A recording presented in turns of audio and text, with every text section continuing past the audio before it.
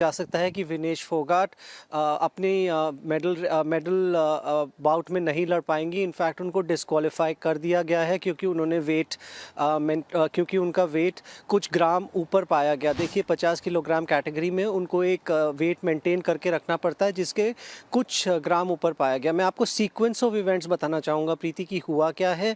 2 दिन के ऊपर इवेंट होता है तो वे इन दोनों दिन होता है। पहले दिन कल जब वे इन हुआ उस समय विनेश अपना वेन मैच कर पाई। उसके बाद उन्होंने 3 बाउट लड़े। उस के बाद जब वो वहाँ से बाहर निकल रही थी तो उन्होंने अनऑफिशियली कुछ लोगों को कहा कि अब मुझे अपना वेट मेंटेन करना है। तो मैं अभी किसी से उन्होंने बात नहीं करी। कल मिक्स जोन के थ्रू भी वो निकलकर सीधा इस प्रोसेस में लग गई। आज सुबह आपके पास 15 मिनट का टाइम होता है जिसमें आप कितनी भी बार चाहें तो वेइंग स्केल पर चढ़ सकते हैं। आज सुबह विनेश ने उस वेइंग स्केल पर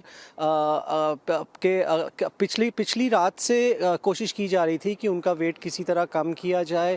काफ़ी मेहनत हुई उनका वेट रिड्यूस करके उस लेवल पर लाने की जिस पे वो कंपटीशन के लिए एलिजिबल रहेंगी। ये कोशिशें जारी रहीं, लेकिन आज सुबह जब वो वेइंग स्केल पे चढ़ी तो उनको कुछ ग्राम ऊपर पाया गया। और उस 15 मिनट की विंडो की ही अवेलेबिलिटी होती है प्रीति, जिसमें आप वो वेइंग मार्क को आपको मेंटेन करना होता है।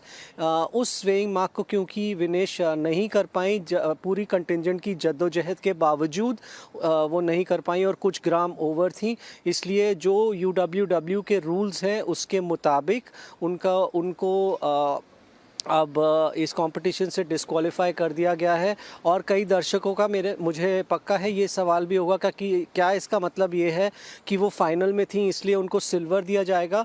इसका जवाब भी अनफॉर्चुनेटली नहीं है, क्योंकि रूल्स के मुताबिक दोनों दिन आपको वेट मेंटेन करना होता है। और अब जो क्लासिफिकेशन होगी उस क्लासिफिकेशन के हिसाब से विनेश एकदम नीचे बिल्कुल, she will fall right to the bottom of the rankings on this of the rating of the positions on this in this category प्रीति। तो